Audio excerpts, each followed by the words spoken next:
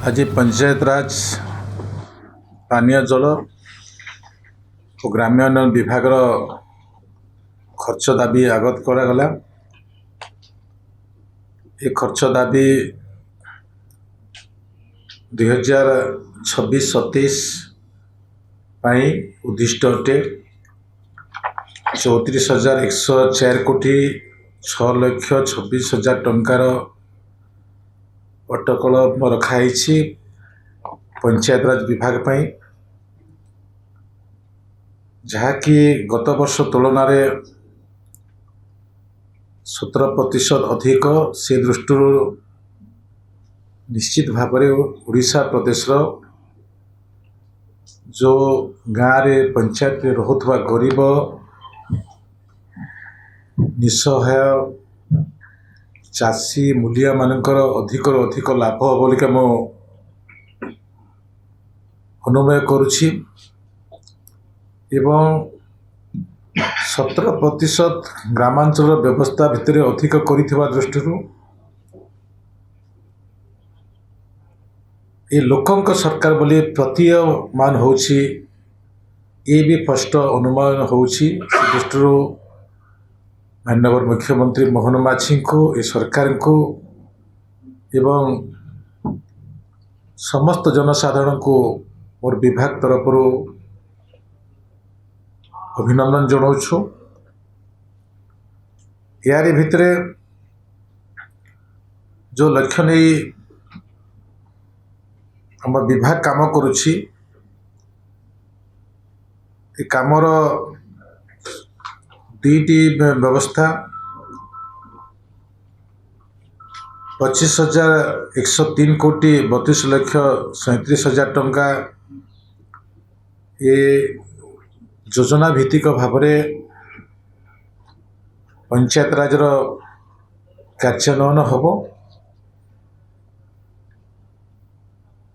1,712 कोटी 91,79,000 टंका प्रशासनिक व्यय भाव में खर्च हम एवं ता सहित 16 केंद्रीय अर्थ आयोग अधीन 2,404 कोटी 10,000 टंका, 6 राज्य अर्थ आयोग अधीन 4,883 कोटी 92 लाख टंका व्यवहार करा जाइछि। ये सबूर मिश्रण को देखला बेले आम 17% अधिक पाऊँ। ग्रामीण गृह निर्माण योजना जहाँकि प्रधानमंत्री आवास योजना, अंत्योदय गृह योजना, प्रधानमंत्री जनजाति न्याय महाभियान PM जनमन, ये योजना माध्यम आम जो गरीब लोक मान घर जो मानकर लक्ष्य यशस्वी प्रधानमंत्री रखिले जे परिवार मुंड उपर छातटी रहू एवं से छातर व्यवस्था ने योजना तैयारी करले एवं भिन्न विगत दिन अनुभूति भितर जो माने असहाय विकलांग ये प्रकार व्यक्तित्व मान को चिन्हट करी घर देवा व्यवस्था करवा अंत्योदय व्यवस्था करागला एवं जो माने PVTG जो माने प्रिमिटिव ट्राइब कहुच्छे से PM जनमन माध्यम घर देवार व्यवस्था करागला। ये प्रकार व्यवस्था भितर 18,07,191 घर केंद्र सरकार देइथिले। आमे से भितर 25,21,308 घर संपूर्ण कर सारीछु एवं 2025-26 योजना 906.2 कोटी टंका विनियोग करा जाए 1,54,229 गृह निर्माण संपूर्ण होइछि। एपरि भाव आम घर काम करिछु विगत दिन एवं वर्तमान नूतन आवास देवाई एक सर्वे जो 37,99,000 परिवार को ଆମେ ଚିହ୍ନଟ କରିଛୁ ଏବଂ ତାକୁ କେନ୍ଦ୍ର ସରକାରକୁ ପଠାଯାଇଛି। ଅଳ୍ପ ଦିନ ଭିତରେ ବଜେଟ୍ ପାରିତ ହେଲା ପରେ ଆମେ ସେ ଘର ଆଗାମୀ ଦିନରେ ବଣ୍ଟନ କରିବୁ।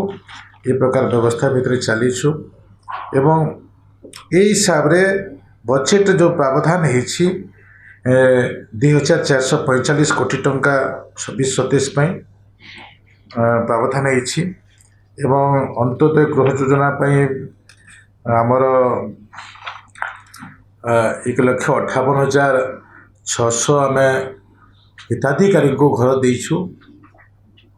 ଆଉ କିଛି ଦିନ ପରେ ଆମେ ଆଉ 50,000 ଘର ଦେବୁ। ଏ ପ୍ରକାର ନିର୍ଣ୍ଣୟ ନେଇ ଆମେ କାମ କରୁଛୁ, ଯେଉଁ ଭିତରେ କି 61,441ଟି ଘରର ନିର୍ମାଣ ଶେଷ ହେଇଛି ଏବଂ 2,107 ଟଙ୍କା ମିଳିଥିବା ବେଳେ 1,321.63 କୋଟି ଟଙ୍କା ଖର୍ଚ୍ଚ ହୋଇସାରିଛି। ଏ ପ୍ରକାର ଚାଲିଛି। ତ ଆମର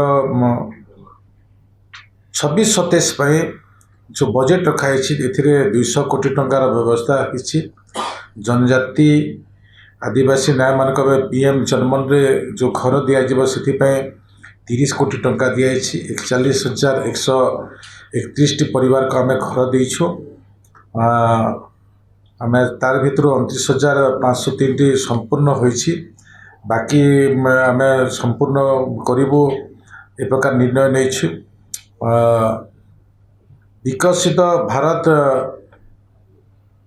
ଜି ରାମଜୀ ଯେଉଁଟା VPG ରାମଜୀ 2025ର ଆଭିମୁଖ୍ୟକୁ ଦେଖିଲେ ଆଗାମୀ ଦିନରେ 100 ଦିନରୁ 125 ଦିନର କାମ ପାଇବେ ଏବଂ ସବୁଠାରୁ ବଡ଼ କଥା ହେଲା ବିଗତ ଦିନରେ କେବଳ ଗୋଟେ ଗରିବ ଲୋକ ହିଁ ଏ କାମ ପାଉଥିଲା, କିନ୍ତୁ VPG ରାମଜୀରେ ଗୋଟେ ଗାଁ ପଞ୍ଚାୟତର ଏସେଟ୍ ତିଆରି ହେବ। ଏ ପ୍ରକାର ବ୍ୟବସ୍ଥା ଭିତରେ ଚାଷୀ ଠାରୁ ଆରମ୍ଭ କରି ଗରିବ ପର୍ଯ୍ୟନ୍ତ ସମସ୍ତେ ଏ ସୁଯୋଗ ପାଇପାରିବେ। ଏ ପ୍ରକାର ସୁଯୋଗକୁ ନେଇ ଯଶସ୍ୱୀ ପ୍ରଧାନମନ୍ତ୍ରୀ ଯେଉଁ ଯୋଜନା କରିଛନ୍ତି ତାକୁ ଆମେ କାର୍ଯ୍ୟକାରୀ କରିବୁ। ଏଥିପାଇଁ 5,575 କୋଟି ଟଙ୍କା ଆମେ ବ୍ୟୟବରାଦ କରିଛୁ, ଯାହାକି କନଭର୍ଜେନ୍ସରେ ହେବ। ମହାତ୍ମା ଗାନ୍ଧୀ MGNRG ଯେଉଁ ଯୋଜନା ଥିଲା ସେ ଯୋଜନା ଭିତରେ ଆମେ ଯେଉଁଟା ଆମର ଏକ୍ସପ୍ରେସିଆଲ ବ୍ଲକ ଥିଲା, ଆକାଂକ୍ଷୀ ଜିଲ୍ଲା ଥିଲା, 30 ଆକାଂକ୍ଷୀ ଜିଲ୍ଲା ଭିତରେ 30 ବ୍ଲକ 9ଟି ଜିଲ୍ଲା ଭିତରେ ଯେଉଁମାନେ କି ଦାଦନ ଯାଉଥିଲେ, ଯେଉଁମାନେ କି ବାହାରକୁ କାମ କରି ଯାଉଥିଲେ ସେମାନଙ୍କୁ ଆମେ 300 ଦିନର କାମ କରିଦେବୁ ଏବଂ VPG ରାମଜୀ 100 ଦିନର 125 ଦିନର ବି ଅନ୍ୟ ଅଞ୍ଚଳରୁ ବି ଯେଉଁମାନେ ଯାଉଥିଲେ ସେ ତାକୁ ରୋକିବା ପାଇଁ ବି ଏ ବ୍ୟବସ୍ଥା। ଏବଂ ସବୁଠାରୁ ବଡ଼ କଥା ହେଲା ଯେ ଟଙ୍କାର ଆତ୍ମସାତ ନ ହେବ ଏ ପ୍ରକାର ବ୍ୟବସ୍ଥାକୁ ନେଇ କାମ ଯଶସ୍ୱୀ ପ୍ରଧାନମନ୍ତ୍ରୀ ଡବଲ ଇଞ୍ଜିନର ସରକାର ଆଜି କାମ କରୁଛନ୍ତି 75% ଅନୁପାତରେ ଏବଂ ଏଥିପାଇଁ 1,662 କୋଟି ଟଙ୍କାର ବ୍ୟୟବରାଦ କରାଯାଇଛି ଏବଂ 400 କୋଟି ଟଙ୍କା ଆମର ବ୍ୟବସ୍ଥା କରାଯାଇଛି, ଯେଉଁଟାକି ଆମେ 300 ଦିନର କାମ ଯେଉଁଟା ଅଧିକ ଦିଆଯିବ ସେ ପ୍ରକାର ବି ରଖାଯାଇଛି। ଗ୍ରାମୀଣ ଜଳ ଯୋଗାଣ ମିଶନରେ 55,000 କୋଟି ଟଙ୍କାର ବ୍ୟୟବରାଦ କରିଛନ୍ତି। ବ୍ୟୟବରାଦ ହେଇଛି 2027 ଘରକୁ ଘର ପାଣି ପହଞ୍ଚାଇବା ପାଇଁ ଏବଂ ଜଳ ଜୀବନ ମିଶନ ମାଧ୍ୟମରେ 7,000 କୋଟି ଟଙ୍କା ରଖାଯାଇଛି, ଯାହାକି ଆମେ ଆମର ଲକ୍ଷ୍ୟ ଭିତରେ ଆମେ ପହଞ୍ଚି ପାରିବୁ। ସ୍ୱଚ୍ଛ ଭାରତ ମିଶନରେ 366 କୋଟି ଟଙ୍କାର ବ୍ୟୟବରାଦ ରଖାଯାଇଛି। କେନ୍ଦ୍ରୀୟ ଅର୍ଥ ଆୟୋଗରେ 2,404 କୋଟି ଟଙ୍କାର ରଖାଯାଇଛି। ଆମର ବିଭିନ୍ନ ଗୋଷ୍ଠୀ ଚାଳିତ ପ୍ରକଳ୍ପ ପାଇଁ 1,202 କୋଟି ଟଙ୍କାର ଅନାବୈଧ ଗ୍ରାଣ୍ଟ ପାଇଁ ରଖାଯାଇଛି। ଟ୍ୟାଡ୍ ଗ୍ରାଣ୍ଟ ପାଇଁ 1,202 କୋଟି ଟଙ୍କାର व्यवस्था रखाई जे जहाँ हूँ केंद्रीय अर्थ आयोग पर व्यवस्था राज्य अर्थ आयोग पर व्यवस्था भितर आमर राज्य अर्थ कमिशन अधीन 4,04,883 कोटी 92 लाख टंका व्ययबराद रखाई से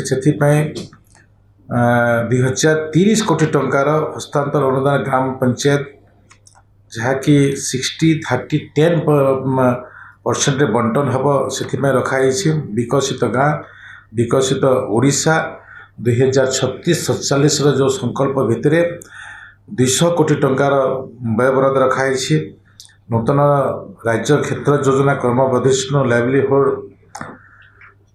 आर्गुमेंटेशन ग्रेजुएशन अप्रोच एथिपाई 220 कोटी टंकार व्ययबराद रखाई जोटा कि डालखाई आमर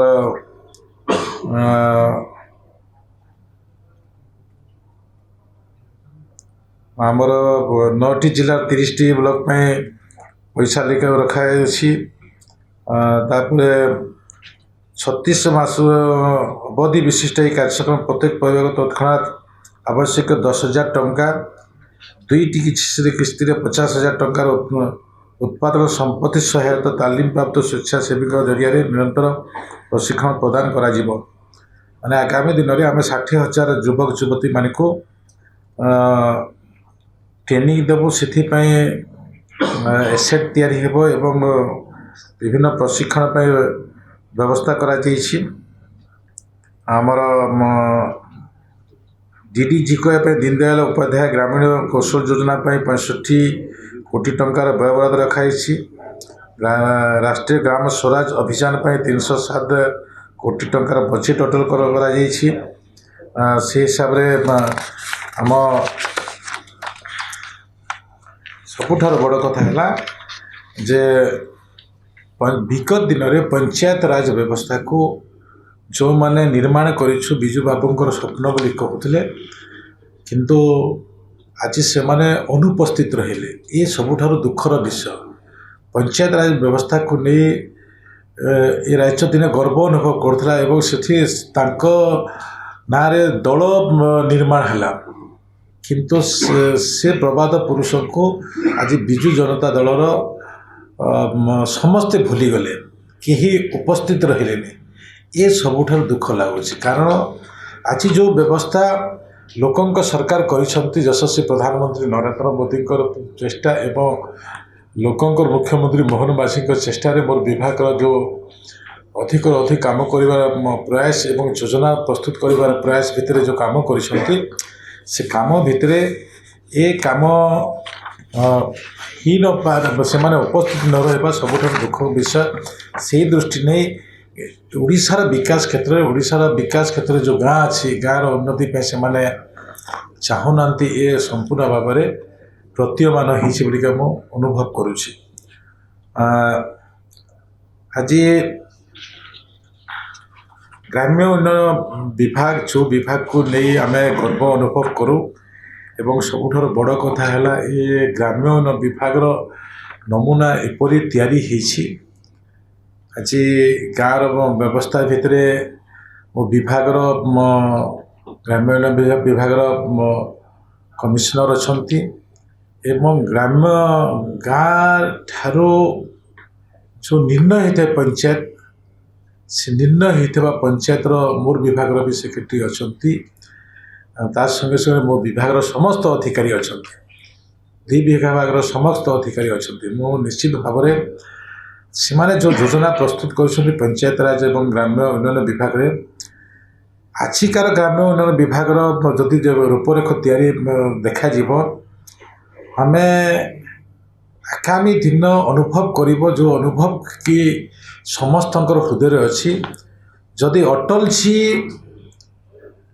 गाँव सौभाग्य देखी एवं से प्रधानमंत्री ग्राम सड़क योजनार निर्णय नहीं गाँ को पिचु रास्तार संयोग करते ये पिचु रास्तार कनसेप्ट थिला जे गाँव गरीब लोक भी ସହରୀ ଭଳିଆ ଦୁନିଆ ଦେଖିଲା ଭଳିଆ ଅନୁଭବ କରିବ, ତାର ଉତ୍ପାଦିତ ଦ୍ରବ୍ୟ ସହରରେ ବିକ୍ରି କରିପାରିବ ଏବଂ ସହରରେ ଯେଉଁ ରହୁଥିବା ପ୍ରଶାସନିକ ଅଧିକାରୀ ବ୍ୟବସ୍ଥା ଗାଁକୁ ପହଞ୍ଚି ପାରିବ। ଏ ପ୍ରକାର ଯେଉଁ ନିର୍ଣ୍ଣୟ ନେଇଥିଲେ, ଏ ପ୍ରକାର ସୌଭାଗ୍ୟ ଭିତରେ ଆଜିକାର ଯେଉଁ ଓଡ଼ିଶାର ଲୋକଙ୍କ ସରକାର ଅଛି ବିଭାଗକୁ 2026-27 ମସିହା ଆର୍ଥିକ ବର୍ଷ ପାଇଁ 10,204 କୋଟି ଟଙ୍କା 60 ଲକ୍ଷର ବ୍ୟବସ୍ଥା ହେଇଛି। ଏ ବ୍ୟବସ୍ଥା ଭିତରେ ଆମେ ଗତ ବର୍ଷ ଠାରୁ ଆମେ ଅଧିକ ଆଲୋକେସନ୍ ପାଇଛୁ, ଯାହାକି ଆଗାମୀ ଦିନର ଯେଉଁ ଲକ୍ଷ୍ୟ ଭିତରେ ଅନୁଭବ କରିବା ଆବଶ୍ୟକ ଅଛି ଯେ ଗ୍ରାମ୍ୟ ଉନ୍ନୟନ ଏବଂ ଏ ବିଭାଗ ଯେଉଁ କାମ କରୁଛି ସେ କାମର ସାମଗ୍ରିକ ବ୍ୟୟ ବରାଦ ବିଭାଗ କାର୍ଯ୍ୟକ୍ରମ ପାଇଁ 7,800 କୋଟି ଏବଂ ପ୍ରଶାସନିକ ଯେଉଁ ବ୍ୟୟ ବରାଦ ଅଛି 2,404 କୋଟି 60 ଲକ୍ଷ ଟଙ୍କାର ଅଛି। ତ ଏ ଯେଉଁ ବିଭାଗର କର୍ମକର୍ତ୍ତା ଏବଂ ଯେଉଁ ଏଲୋକେସନ୍ ହେଇଛି, ୟାରି ଭିତରେ ଆମର ବହୁତ ବଡ଼ ଗୋଟେ ଲକ୍ଷ୍ୟ ରଖିଛୁ ଯେ ମିଶନ୍ ପାୱାର ହେଉଛି ପାୱାର ୱାଟର ରୋଡ଼। ଆମେ ପ୍ରତ୍ୟେକ ଘରକୁ ପାଣି ଦେବୁ, ପ୍ରତ୍ୟେକ ଗାଁକୁ ଆମେ ରାସ୍ତା ଦେବୁ ଏବଂ ବିଜୁଳି ଦେବୁ।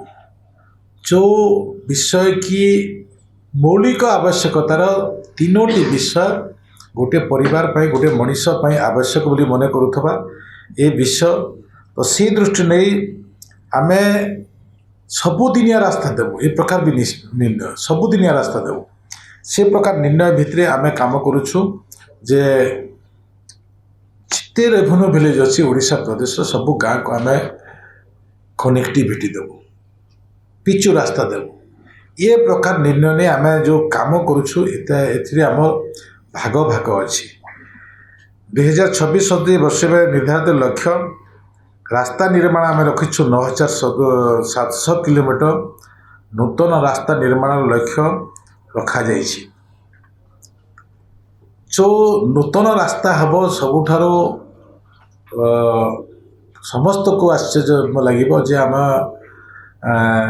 ପଞ୍ଚାୟତର ଯେଉଁ ପଞ୍ଚାୟତରେ ତୁମ୍ବି ତୁଫାନ ହୁଏ, DRDAରେ ତୁମ୍ବି ତୁଫାନ ହୁଏ ଏବଂ ବିଧାନସଭାରେ ବି ସ୍ୱର ଉତ୍ତୋଳନ ହୁଏ ଯେ ଆମ ଗାଁକୁ ରାସ୍ତା ହେଲାନି। ଆମେ ସେ ପଞ୍ଚାୟତରାଜ ବିଭାଗର ରାସ୍ତାକୁ ଆମେ ଗ୍ରାମ୍ୟ ଉନ୍ନୟନକୁ ନେଉଛୁ। ସେ ଦୃଷ୍ଟିରୁ ଗ୍ରାମ୍ୟ ଉନ୍ନୟନ ପଞ୍ଚାୟତରାଜ ଯେଉଁଟା ଛୋଟ ପଡ଼ାକୁ ସଂଯୋଗ କରିବ ପଞ୍ଚାୟତରାଜ ଏବଂ ଯେଉଁଟା ବଡ଼ ଜନସଂଖ୍ୟା ବିଶିଷ୍ଟ ପଡ଼ା ବି ହେଇଥିବ, ଗାଁ ହେଇଥିବ, ସେ ପ୍ରକାର ନିର୍ଣ୍ଣୟ ନେଇ ଆମର ବିଭାଗ କାମ କରୁଛି ଏବଂ ସେ ହିସାବରେ ଆମେ କାମ କରିଛୁ। ସେତୁ ବନ୍ଧ ବା ଆମର ଯେଉଁଟା ଆଡ଼ି ବନ୍ଧ କହୁଛୁ, ଆମେ ଏଇ ହିସାବରେ 350ଟି ନୂତନ ସେତୁ କରିବୁ 2026-27ରେ, ଯାହାକି ଅନେକ ସମସ୍ୟା ଟ୍ରାଇବାଲ୍ ଅଞ୍ଚଳ ଦୂର ହେବ, ଆମ ଅଞ୍ଚଳର ଦୂର ହେବ। ଆମର କୋଠାବାଡ଼ି ପାଇଁ ବି ଆମେ 400ଟି ନୂତନ ସରକାରୀ କୋଠାବାଡ଼ି କରିବୁ। ଏଥିପାଇଁ 122ଟି ବ୍ଲକ ସ୍ତରୀୟ ଷ୍ଟାଡ଼ିୟମ୍ ନିର୍ମାଣ କାର୍ଯ୍ୟ ବି ଆରମ୍ଭ ହେବ। ଯେଉଁ ଆମ ସରକାର ଯେଉଁ ଲକ୍ଷ୍ୟ ରଖିଛନ୍ତି, ଯେଉଁ ସ୍ପୋର୍ଟସ କମ୍ପ୍ଲେକ୍ସ ଆଗାମୀ ଦିନରେ ଆମ ଯୁବକ ନ୍ୟୁ ଏଜୁକେସନ୍ ପଲିସିକୁ ନେଇ ଆଧାରିତ କରି ନିଜକୁ ପ୍ରତିଷ୍ଠିତ କରିବ, ସେ ଭିତରେ 122ଟି ଷ୍ଟାଡ଼ିୟମ୍ ଆମେ କରିବୁ। ଏ ପ୍ରକାର 2026-27ର ଯୋଜନା ଭିତରେ ଅଛି। ଏଠାରେ ଯେଉଁ ବି ଆମେ 9,700 କିଲୋମିଟର ରାସ୍ତା କରିବୁ, ସେଥିରେ ମୁଖ୍ୟମନ୍ତ୍ରୀ ସଡ଼କ ଯୋଜନା ଅଛି 800 କିଲୋମିଟର, ପ୍ରଧାନମନ୍ତ୍ରୀ ଗ୍ରାମ ସଡ଼କ ଯୋଜନା ଆମର 1,700 କିଲୋମିଟର ଅଛି। ଯୋଜନା ଭିତ୍ତିକ ଭାବରେ ଆମେ ଯେଉଁ ଖର୍ଚ୍ଚ କରିବୁ MMGSY 750 କୋଟି ଟଙ୍କା ଚତୁର୍ଥ ପର୍ଯ୍ୟାୟ ପାଇଁ PM ଜନମନ ପାଇଁ ଆମେ ଖର୍ଚ୍ଚ କରିବୁ 150 କୋଟି ଟଙ୍କା, ଯାହାକି ଗରିବ ଗାଁ ପାଇଁ ଯିବ। ମୁଖ୍ୟମନ୍ତ୍ରୀ ସଡ଼କ ଯୋଜନା ପାଇଁ ଆମେ ଖର୍ଚ୍ଚ କରିବୁ 4,271 କୋଟି 44 ଲକ୍ଷ ଟଙ୍କା। ଚତୁର୍ଥ ପର୍ଯ୍ୟାୟ ପାଇଁ ଏବଂ ସେତୁ ବନ୍ଧନ ଯୋଜନା ପାଇଁ 2,050 କୋଟି ଟଙ୍କା। ଯେଉଁ ସେତୁ ବନ୍ଧନ ଯୋଜନାରେ ଦୁଇ ପ୍ରକାର ହେବ, ବ୍ରିଜ୍ କମ୍ ୱେର୍ ହେବ। ଏ ପ୍ରକାର ନେଇ କାମ କରୁଛୁ, ଯାହାକି ଚାଷୀମାନଙ୍କ ପାଇଁ, ଲୋକମାନଙ୍କ ପାଇଁ ଅଧିକ ଚାଷ କରିବାର ବି ସୁବିଧା ପାଏ। ଏବଂ ମରାମତି ରକ୍ଷଣାବେକ୍ଷଣ ଗ୍ରାମାଞ୍ଚଳ ରାସ୍ତାର ଯେଉଁ ମରାମତି ପାଇଁ ପିରିୟଡ଼ିକ୍ ମେଣ୍ଟେନାନ୍ସ ଯେଉଁ ବିଷୟ ଅଛି, ସେଇଥିପାଇଁ 1,942 କୋଟି 87 ଲକ୍ଷ ଟଙ୍କା ଖର୍ଚ୍ଚ ହେବ। ଏ ଭାବରେ ଆମେ ରଖିଛୁ। ବିଶେଷ ଜ୍ଞାନ କୌଶଳର ପ୍ରୟୋଗ କରି ପରିବେଶ ସନ୍ତୁଳନ ରକ୍ଷା ପାଇଁ ଅପଚୟ ପ୍ଲାଷ୍ଟିକ୍, ୱେଷ୍ଟ ପ୍ଲାଷ୍ଟିକ୍ ଏବଂ FDR ଫୁଲ୍ ଡେପ୍ଥ ରିକ୍ଲେମେସନ୍ ଭଳି ସବୁଜ ଜ୍ଞାନ କୌଶଳ ଗ୍ରୀନ୍ ଟେକ୍ନୋଲୋଜି ବ୍ୟବହାର କରି ରାସ୍ତା ନିର୍ମାଣ କରିବା ବ୍ୟବସ୍ଥା କରେ, ଯେଉଁଟାକି ଆଧୁନିକ ଟେକ୍ନୋଲୋଜିକୁ ଆଡପ୍ଟ ହେବା ବର୍ତ୍ତମାନ ଆର୍ଟି ଡିପାର୍ଟମେଣ୍ଟ କରୁଛି। ଯେଉଁଠି ଆମର ପଲିଥିନ୍ ଯେଉଁଟା ସମାଜ ପାଇଁ, ପରିବେଶ ପାଇଁ ଦୂଷିତ ହେଉଛି, ସେ ପ୍ରକାର ବର୍ଜ୍ୟବସ୍ତୁକୁ ବିନିଯୋଗ କରିବ ରାସ୍ତା କ୍ଷେତ୍ରରେ। ଏ ପ୍ରକାର ବି ସୁବିଧା ପାଇବାକୁ ପାରିବେ। ସେଇଥିପାଇଁ ଇଞ୍ଜିନିୟରିଂ ଉତ୍କର୍ଷତା ଓ ଗୁଣବତ୍ତାକୁ PMGSY ମାନଦଣ୍ଡ ସହିତ ସମନ୍ୱୟ କରିବା ପାଇଁ ରାଜ୍ୟ ଯୋଜନାର ଷ୍ଟେଟ୍ କ୍ୱାଲିଟି ମନିଟରିଂ ବ୍ୟବସ୍ଥା ଆରମ୍ଭ ହେବ। ଏ ବ୍ୟବସ୍ଥା ଭିତରେ ଆମ ଆର୍ଟି ବିଭାଗର ସବୁଠାରୁ ବଡ଼ ସ୍ୱପ୍ନର ଏକ ଆମେ ଅଟ୍ଟାଳିକା ଭିତରେ ଗାଁକୁ ନେବା ପାଇଁ ଚାହୁଁଛୁ। ଗାଁ ହେଉଛି ଓଡ଼ିଶାର ଯେଉଁ ଆତ୍ମା। ଓଡ଼ିଶା ଗ୍ରାମାଞ୍ଚଳର ରାଜ୍ୟ ଅଛି, ସେ ଗାଁକୁ ଆମେ ଅଧିକ ସୁନ୍ଦର କରିବୁ। ଲୋକଙ୍କ ଆଶା ଭରସାକୁ ସମ୍ମାନ ଜଣାଇ ଆମ ସରକାର ଗ୍ରାମାଞ୍ଚଳର ବିକାଶକୁ ତ୍ୱରାନ୍ୱିତ କରିବା ପାଇଁ ଏକ ଐତିହାସିକ ବଜେଟ୍ ଉପସ୍ଥାପନ କରିଛି। ତ ସେ ଦୃଷ୍ଟି ନେଇ ଯେଉଁ ଗ୍ରାମ୍ୟ ଉନ୍ନୟନ ବିଭାଗ ଅଛି, ଏ ଗ୍ରାମ୍ୟ ଉନ୍ନୟନ ବିଭାଗ ଆଗାମୀ ଦିନରେ ଲୋକଙ୍କ ସରକାରର ଏକ ବଡ଼ ଭୂମିକା ନିର୍ବାହ କରିବ, ଯାହାକି ଜିରୋ କନେକ୍ଟିଭିଟି। ଏ ଜିରୋ କନେକ୍ଟିଭିଟିର ରୂପରେଖ ତିଆରି କରିବା ପାଇଁ ସେ ପ୍ରକାର ପ୍ରୟାସ କରି କାମ କରୁଛି। ୟାରି ଭିତରେ ମୁଁ ଆଉ ଏକ କଥା କହିବା ପାଇଁ ଚାହିଁବି ଯେ ଆଜି ଯେଉଁ ବଜେଟ୍ ପାରିତ ହେଲା, ଏ ବଜେଟ୍ ପାରିତ ହେବା ଭିତରେ ଅପୋଜିସନ୍ ରହିଥିଲେ ଭଲ ହୋଇଥାନ୍ତା। କାରଣ ଅପୋଜିସନ୍ ବି ଜାଣିଥାନ୍ତା ଯେ ଆମେ କମ୍ ଦିନ ଭିତରେ କେଉଁ ଲକ୍ଷ୍ୟ ନେଇ ଆମେ କାମ କରୁଛୁ। ଏ କମ୍ ଦିନର ଲକ୍ଷ୍ୟ ଏବଂ କାମ କରିବା ସଙ୍ଗେ ସଙ୍ଗେ ଆମର ଆଚିଭମେଣ୍ଟ ଯେଉଁ ପ୍ରକାର ହେଉଛି, ଏ ସବୁଠାରୁ ବଡ଼ କଥା ହେଉଛି ସରକାର। ଆଜି ପ୍ରଶାସନିକ ମାନସିକତା,